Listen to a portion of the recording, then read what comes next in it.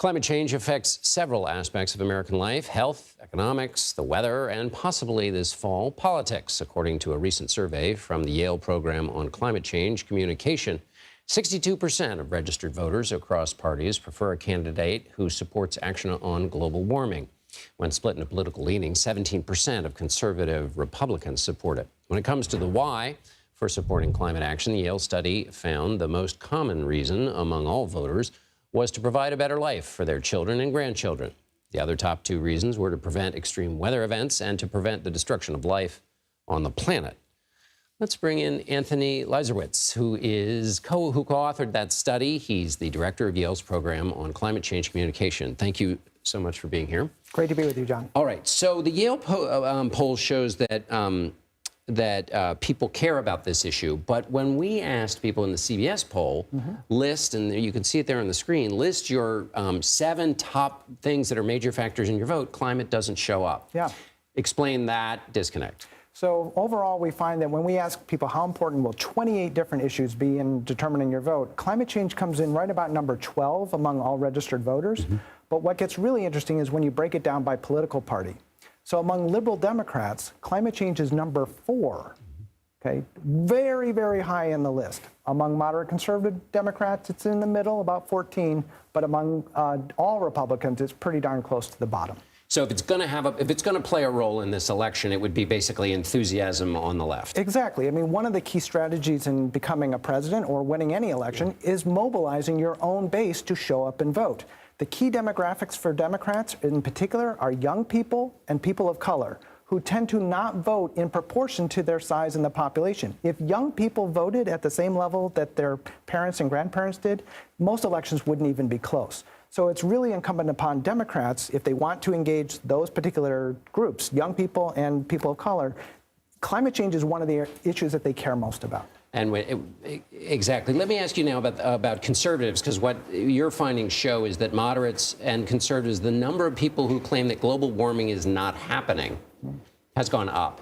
What accounts for that? And help me with the distinction, because there are those who say global warming isn't happening, and then those who say, well, it may be happening, but humans don't contribute it to it. Right. So the global warming is not happening is kind of the more extreme position. That's right. So look, Republicans are divided on this. About 50% of Republicans think climate change is happening. About 35% of Republicans say it's not happening.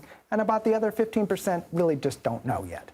So I should say there's a lot of different viewpoints within the Republican Party itself. It's been very hot in Arizona. Yes. Record number of 100 days over 100 degrees. Over 100 days. Has that affected the way people in, say, Arizona might feel about this issue relative to somebody who might live in a battleground state where it's not been so noticeable? So we've been tracking changes in how people are responding to extreme weather for the past 17 years. And we're now seeing finally that experience, that direct experience, is starting to actually show up in people's viewpoints about climate change. So increasingly, Americans say that they are themselves experiencing these impacts of fires, of heat waves, of floods, of more severe storms. And that's beginning to have an impact, not just on our public opinion, but on our politics. What do we know about, and you explained so well the relationship with the Democratic Party, what do we know about how public opinion about climate affects action? I'm thinking of the ozone layer, right? Tell that story briefly, and does that tell us anything about how future political action might affect policy? It's actually a wonderful story of how the public often leads policy. So Americans first learned that ozone-depleting chemicals, CFCs, if people remember, were having this terrible effect in creating this thinning of the ozone layer.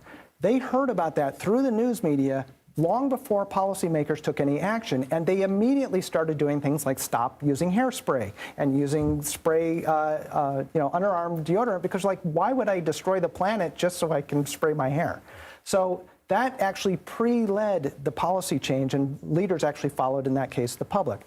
We're beginning to see that same kind of thing happening around climate change as well, because unfortunately the realities, the impacts of climate change are right here, right now, affecting people not just across America, but all over the world. And help me with my history. Did people have a direct feeling or effect by the ozone layer, or was it just a theory that they were told about? Well, what they had learned was the idea that this thinning of the ozone layer was going to allow more harmful ultraviolet light through, which would cause skin cancer. So yes, there was a direct effect that I go outside in the sunshine, nobody wants skin cancer. Right.